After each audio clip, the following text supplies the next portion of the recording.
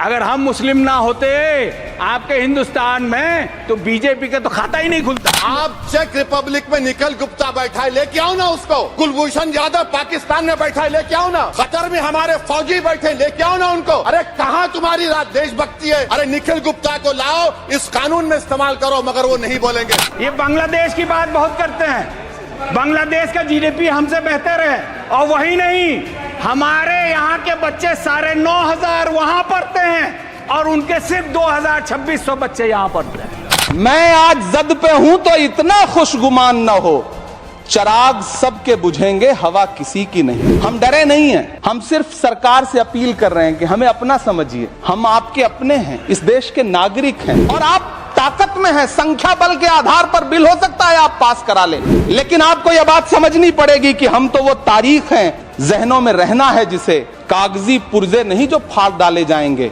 जिस जमी पर मैं खड़ा हूं ये मेरी पहचान है। आप आंधी हैं तो क्या मुझको उड़ा ले जाएंगे?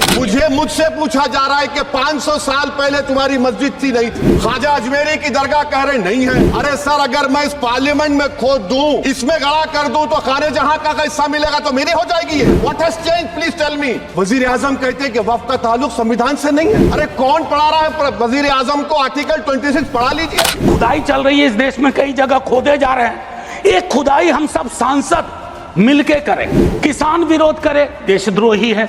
विद्यार्थी विरोध करें, नौकरी के लिए नौकरी मांग रहे हैं आपसे, और कुछ तो नौकरी भी नहीं मांग रहे हैं, परीक्षा समय पर कराने की मांग कर रहे हैं। आप कह रहे हो अराजक है, नक्सल है। 14 का चुनाव, 19 का चुनाव, 24 का चुनाव, जवाहरलाल नेहरू नहीं आ रहे हैं, विपक्ष आ रहा है, कांग्रेस आ रही है। 100 साल आप चुनाव जीतेंगे, लेकिन नेहरू को फिर भी वहां खड़ा पाएंगे। मंदिर बना दिए, हमने ये बना दिए, आप अपनी पीठ थपथपाते रहे। मोदी जी की गारंटी है करके जब उन्होंने कहा तो आप सभी ने तालियां बजाए, बेंच को बजा बजा कर अपने हाथ दुखा दिए। मैं आपसे एक सवाल करना चाहता हूं, आंकड़े आपके ही है, आपने एग्जामिनेशन सिस्टम को तो क्लियर कर दिया है, नौकरियां कितनी है ये बताइए। हाईली क्वालिफाइड बच्चे आज क्लर्क की, चपरासी की नौकरी के लिए अप्लाई कर रहे हैं कि आज पढ़े लिखे बच्चों की हालत ऐसी हो गई है कि पढ़ो फारसी और बेचो तेल, ये हालत हो गई।